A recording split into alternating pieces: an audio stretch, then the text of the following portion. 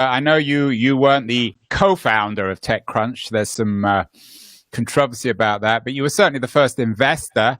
And TechCrunch, as so often, is making headlines today.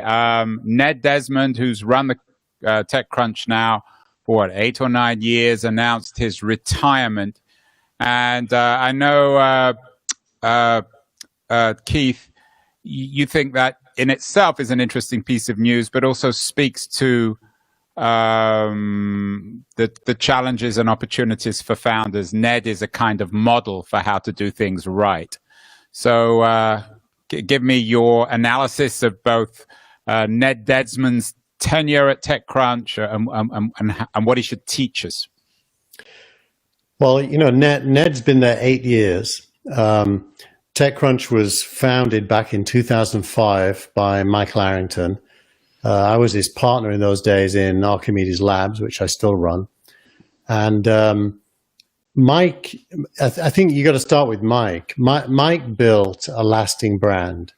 And even though he sold it to AOL in 2010, with a lot of help from Heather Hardy, who ran TechCrunch operationally for 2 or 3 years, he really built a lasting brand, mainly due to its impact on the way people think. And so when AOL bought it, normally, that is the start of the end, especially with AOL. And then when Verizon bought AOL and Yahoo, you thought it really has to be the end. and throughout that whole period from 2010, 11, I can't quite remember when Ned joined. 2012, because he's been there 8 years. Normally, like with Yahoo, when they brought in a CEO at that point, that was the end. And you thought, okay, Ned's the guy to close this down. But no, Ned has actually built TechCrunch from strength to strength. It now has 20 million monthly readers. Almost as many as this podcast, Keith, right? Almost as many as you and me, Andrew. And 20 million? You at least 20 million monthly. Its revenues are through the roof. Its reputation has grown globally through the things they've done in Europe, in China, and many, many other places. Lots and lots of hard work by people like Matthew Panzarino and Mike Butcher in the UK. But Ned has shepherded the whole thing and built a very coherent, consistent editorial team, an events team, and a revenue team. And, now he's moving on. I don't know if there's any story behind the fact that he's moving on, but he is moving on. And I think he deserves to be thought about and remembered because he did a great job. Round of applause for Ned. He's always struck me. I mean, this is the obvious observation that he's the anti-Mike. Mike was brilliant but obnoxious and crazy and psychotic, and Ned seems a really normal sort of person. Is that fair? You're an insider. You see how these people operate. Well, Heather was an anti-Mike in that way. Even I was a bit of an anti-Mike in the beginning. I was kind of his partner and mentor in a way. So Mikes need anti-Mikes. Right. I don't mean that critically. I mean, there's a need for both. And is that a pattern? Is that an observation that you find in many startups, that the founder has to be an obnoxious genius like Mike, and the person to take it to the next level, a Tim Cook, needs to be someone like Ned Desmond? Yeah, I went through it myself as a young entrepreneur. I had a shrink session at the request of my VCs in 2000 when we were filed for an IPO at $1.5 billion. The company was Real Names, and the shrink, after 2 weeks analysis, during which I went away when he talked to all my team, I came back and he said, "Do you want the good news or the bad news?" And I said, "Okay, you decide." He said, "Well, the bad news is the whole team hates you." And I said, "Okay, what's the good news?" He said, "The good news is they love you." Yeah. I said, "Okay, well, what do they hate and what do they love?" They love your leadership, your vision, your ability to persuade investors to get behind you. They hate your management. and You I didn't need to hired go to Mary a shrink. Burnside as a I think COO. I could have told you that. Anyone who's even spent more than 3 minutes with you knows that.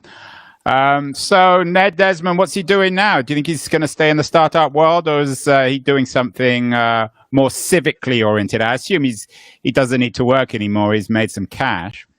You never know, because he joined after it was acquired, and he was an employed leader, so that isn't always true. But I'm sure he's fine.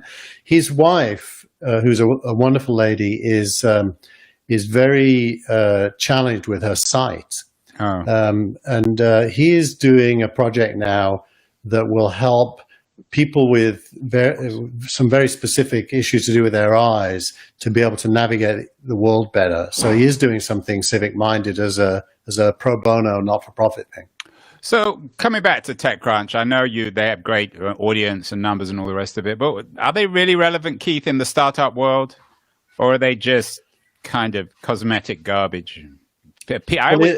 time, I mean, I've worked with TechCrunch in the past, and the worst thing about them is that they seem to often just repurpose PR statements and just put a certain kind of gloss on them. Well, they certainly miss the cutting insight of a Michael Arrington, and the acerbic, I don't care what you think of me, I'm going to tell you what I think of you kind of attitude, which he was very good at, both on the upside and the downside, by the way. I can remember him interviewing the CEO of Yahoo and asking her to answer the question, what is Yahoo? And grilling her on stage. So they're definitely missing that. But Matthew Panzarino is no plan B. He's actually a very, very solid journalist and editor. The bigger question is anything any more relevant to startups? Because that whole media, whether it's TechCrunch or Vox or any of them really, The Verge, Kara Swisher, they've all become professionalized and seeking to monetize. TechCrunch was real. It cared. It didn't really care about making money as much as it cared about telling the story. And that can only last for so long, but that has definitely gone. And insofar as there is anything like that still around, it's things like Hacker News. Well, I would say actually that what's and it's very ironic. The new TechCrunch are honest VCs like Brett Feld, who are not trying to do any kind of selling and who just simply tell the truth. I know one of your highlights of this week is a piece by Brad, the goal that should not be the new normal. I actually have an interview out with Brad about his new book on my podcast, which we perhaps can link to. But it's always struck me that Brad he's not Mike Arrington. He's not a lunatic, but he is a truth teller. He's not shaping his answer or his conversation to anything that he thinks anyone wants to hear. He simply tells it as he sees it. Is that fair, Keith? I think that is fair. Brad, to be balanced, Brad has been extremely successful over a long period of time, and no doubt has made a lot of money, and therefore, I'm sure at a personal level is quite relaxed. Although if you read his blog, you sometimes wonder whether he can really achieve that. And so he's got that ability to stand back and think. And this week he wrote a really good piece where he talks about this whole idea of the new normal, which I'm sure you're very familiar with. And, a lot of people are falling into the trap of embracing the new normal and saying, get used to it. And what he's saying is, no, the new normal is something that's been given to us by the virus. It indicates possible futures, but those futures have to be built. And so let's seize what is good and let's build on it to create something new. And let's start defining what that new thing is. It echoes a little bit what Mark Andreessen said a few months ago when he talked about we need to start building again. Yeah, although I would distinguish between Feld and Andreessen. there's something slightly, I always think, slippery about Andreessen. I think Feld is a little bit more genuine. No, I think that's an impression it's easy to get of Andreessen, but you have to remember, and this is real, Mark was an engineer on the first browser. He was just an engineer. He ended up partnering with, what's his name? Ken Clark, is it? Yeah, not Ken Clark. Something Clark. The guy from Silicon Graphics. Right. Jim Clark. Jim Clark, yeah. And together they built Netscape. And Mark was just an engineer. Imagine the learning curve going from where he was to where he ended up. He is a very genuine, very real, thoughtful guy. Well, I don't want to talk about Andreessen. He's boring. Let's talk about Feld. Do you think this whole idea of going back to the new normal, is this something that he cites Steve Case in this piece?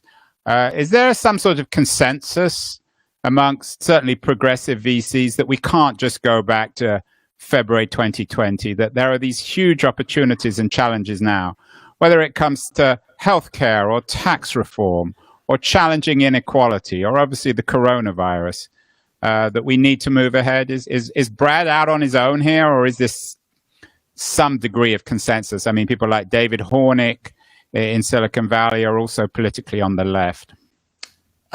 I don't think he's on his own, but I think he's saying something that other people haven't yet said. So my reaction when I read it was to think, which is probably the best reaction, and then to contemplate, what am I doing that could be encapsulated under the heading of build the future. And, I'm fascinated. I put a video from Elad Gil in this week's newsletter. Elad is the #1 top performing angel in Silicon Valley over the last 10 years, by far. And there's an hour-long interview with him. And he talks about the fact that he's fascinated by crypto and blockchain. Now, that's an essentially contrarian point of view in the Valley. I share his point of view, but it is very contrarian. And I think the Valley prospers when it's contrarian, when it seizes on things that everyone else thinks are not real and then makes them real. And I suspect Brad is like that as well. So is there a consensus? Not yet, but I think there will be. And I think Brad's argument is, in some ways, still mainstream Silicon Valley, that progress can be good for everyone. It can address many of our big socioeconomic problems and at the same time make people like himself pretty rich. So in a sense, perhaps, he's not quite as radical as he sometimes appears. Yeah, I don't think of Brad as radical at all. I think of him as a very smart, hardworking investor. And he's really focusing on the local and this whole idea of these centers of innovation, whether it's Boulder. So I think his focus on the local also represents a kind of challenge to Silicon Valley, because he's out there in Boulder, Colorado. He's not sitting in Palo Alto or Mountain View or San Francisco. So in that sense, he's already a challenge. And I think that's the core of his thinking, and particularly in his last book. I think there's two elements there. One is with his Techstars hat on. What you're saying is exactly right. And the business model of Techstars is hyperlocal, and also to partner with big corporates around outsourced innovation. On the other hand, he's part of Founders Fund, and with that hat on, he's really looking to get into the biggest outcomes, no matter where they are, and he's very global. So I think there's many dimensions to Brad. And of course, still one of the core ways, or really the only way, that VCs make money is when their investments do an IPO. I know some of your headlines this week focuses on IPOs and uncovering how the economics of IPOs work. Are they a bit of a Wall Street scam, Keith, too? Well, there's quite a lot of highly controversial conversation around IPOs that's been going on for quite a few weeks, but it came to a head this week. There was an article written Just remind me the author's name. Felix Salmon. Felix Salmon, that's right. Felix wrote an article about how Goldman Sachs makes money from IPOs. And he's using some of these IPOs that have gone public and then tripled or gone up significantly immediately on the day of the IPO. And Bill Gurley, who is from Benchmark Capital, has been criticizing banks for the role they play in IPOs for a long time, more or less making the claim that banks are stealing money from companies by underpricing the company. Therefore, the investors buy the shares, the investors make all the money, and the company gets much less than it should really have gotten. And Felix's article kind of underlines that. So what the Valley is doing is discussing alternatives to IPOs in the light of that. And there have been a few. The one is called a direct listing. That's when you go public, but you don't raise money or price the company for investors. And investors have to buy the stock from the market at whatever price the market prices it at. So it takes away the bank's ability to act on behalf of its customers, the investors, and basically steal money from the company. The other approach, which Chamath Palihapitiya is doing. Good job with the pronunciation. Yeah, I've been learning that. Is called a SPAC. A SPAC is a special purpose acquisition company. And it's kind of ingenious, but it also steals money from companies. But more importantly, it puts money in Chamath's pocket. And the way that works is this. You set up a company and you give yourself 20% of it, like a founder. You then make that a public vehicle and you persuade investors to put in hundreds of millions of dollars into what you could think of as an empty shell public company. Once you've done that, you've got a public company with hundreds of millions of dollars in the bank. You go and acquire a late stage startup and you take it public by merging with it. Virgin Galactic is the latest example of that happening. Yeah. And at the end of the day, you end up with 20% of a public vehicle with a real company inside of it, which goes up in price. So the argument is it's good for the founders, it's good for the investors, and it's good for the company. Yeah, but it's very much the new normal of IPO, of VCs getting horribly rich in complicated schemes that no one really understands. So I'm not sure that it's growing. This week, Ribbit Capital just announced a $600 million SPAC. A venture fund announced a SPAC. So that means they're making a bet on acquiring. Instead of investing in a company, they're going to go and acquire one. I wonder what Brad Feld would think of that. We'll have to have him on the show to We must ask him, yeah. But certainly the more quote-unquote ethical VCs, I think, would be troubled by this, aren't they? No, I don't think so, because... Who's the loser here, then? You're saying whenever I hear win-win from Silicon Valley, and particularly from entrepreneurs or investors, my hands go in my pocket and think someone's trying to rip me off, because there's always a big loser in any win-win. If there is a loser, potentially it's the company, because the company is going to end up with no more than, I think the high end would be 70% of the public vehicle, which is a lot less than if they do an IPO. What about the broader economy, Keith? Let's say that an Amazon or a Google or an Apple do one of these SPACs. I mean, as you know, I'm not always a great admirer of these companies, but they certainly brought an enormous value, not only to their investors and employers, but to the broader economy. Is there a problem perhaps with SPACs that you won't get in future, the Amazons and Googles and Apples that become from startups and IPOs become trillion-dollar companies? Sorry, I switched to the wrong person there. I honestly don't think so. I think you should think of it as a mechanism that is, in some ways, the starting point and the end point are quite similar, whether you do an IPO, a direct listing, or a SPAC. The starting point is that you're a private company, and you're going to sell some shares and get cash in the bank and have some public investors at the end. So it's the same. It's just three different mechanisms for achieving a public company with public investors with cash in the bank. And you can argue the toss about, on the margin, which one is the most efficient at valuing properly. And for different reasons, I'd be interested in a SPAC just because it gets rid of the IPO roadshow and having to deal with banks and investors. I'd be interested in a direct listing for the same reasons. On the other hand, if I was growing like crazy, I probably would put up with the bankers and the roadshow because I'm going to get a higher valuation if I can tell my story. So I think you've got to be tactical, not too dogmatic about this. Yeah, I'm sure we brought up Andreessen earlier. I don't think he was a great fan of Jim Clark's roadshow for the Netscape IPO, which was, of course, the key IPO in terms of shaping contemporary Silicon Valley.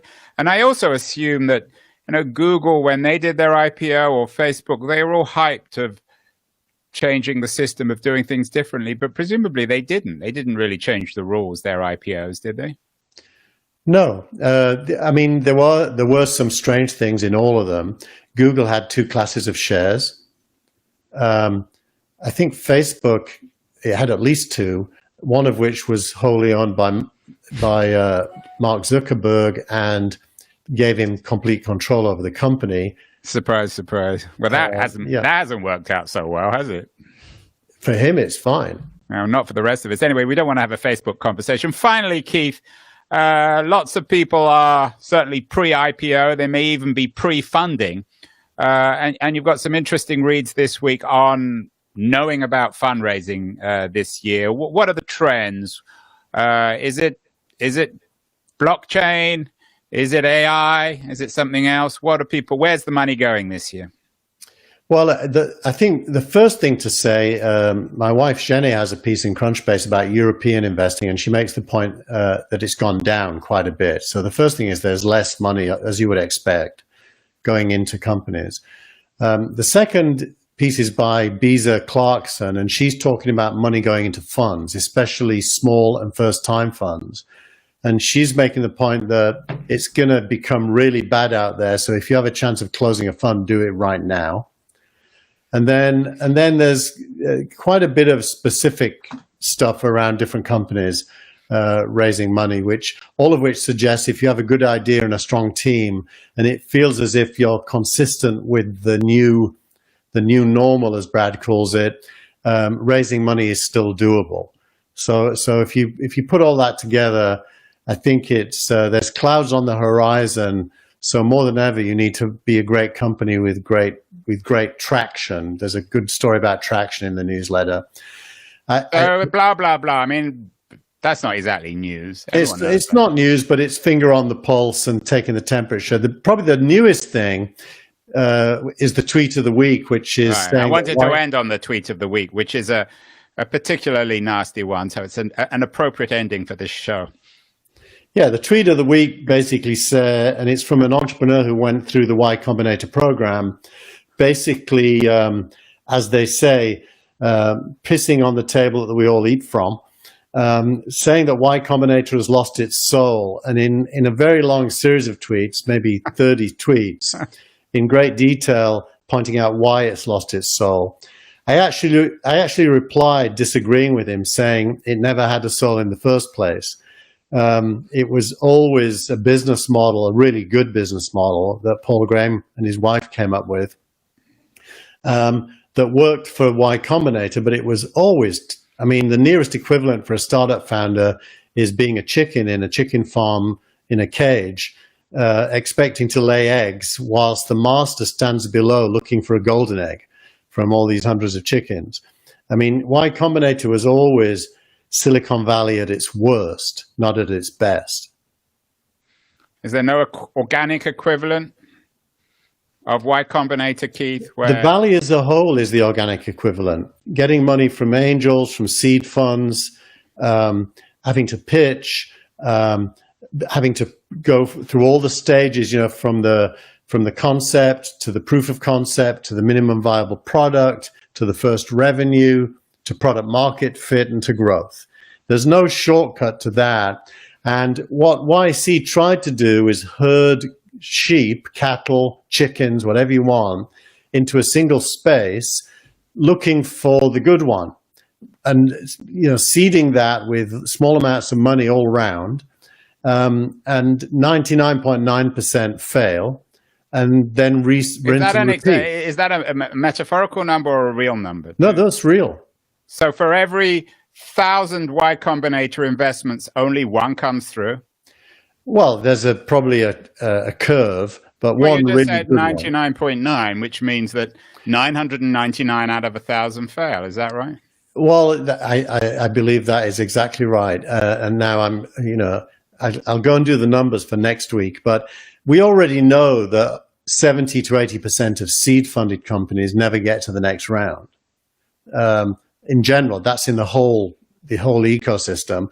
And that there's a bigger story underlying that, which is seed money, venture money, and growth money. There's now, a valley of death in between them all. So what does that tell us, Keith? What it says, I think, when we go back to the beginning, is as Levi Strauss figured out in the 19th century, is sell the spades, do a tech crunch, and don't do a startup, cover the startups. Is that fair? Mike had it. Mike understood it better than anyone.